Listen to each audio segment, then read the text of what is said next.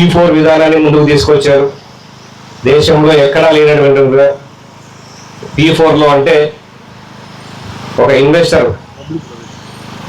Investor బయట నుంచి వస్తాడు, బాగా డబ్బు ఉన్నాడు. పబ్లిక్ ప్రైవేట్ అంటే ఇంతకుముందు PPP మోడ్ అంటే పబ్లిక్ ప్రైవేట్ పార్ట్నర్షిప్ అనేది ఒకటి ఉండేది.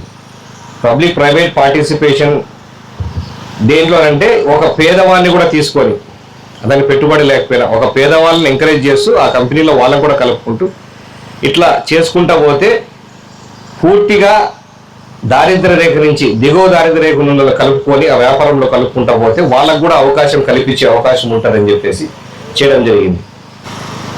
మొదటగా దేశంలో మొదలుపెట్టినప్పుడు డ్వాక్రా మహిళల కోసం అని చెప్పి మహిళల కోసం డ్వాక్రా సంఘాలను పెట్టి సెల్ఫ్ హెల్ప్ గ్రూప్స్గా తీసుకొని చంద్రబాబు నాయుడు గారు మొదలుపెట్టింది. దేశం అంతా కూడా దాన్ని ఫాలో అవుతున్నారు. రేపు ఇదే విధానాన్ని ఇప్పుడు ఏవైతే చేస్తున్నారో ప్రోత్సహిస్తున్నారో ఫ్యూచర్లో దేశం అంతా కూడా అది ఫాలో అవుతుంది. స్పెషల్గా మహిళల మీద మేము ఎక్కడికో పోవాల్సిన అవసరం లేదు, ఊర్లో మా ఇంటి పని చేసుకుని వచ్చి మా ఇంటికాడ మేము ఈ పనులు కూడా చేయొచ్చు అని చూపించుకునే విధంగా ఈ సహకారాన్ని ఈ ఫెసిలిటీస్ అన్ని అందిస్తే వాళ్ళందరూ చేసుకోగలరు కదా అని చెప్పేసి గౌరవ ముఖ్యమంత్రి వాళ్ళు ఈ ఆలోచనలో వచ్చారు.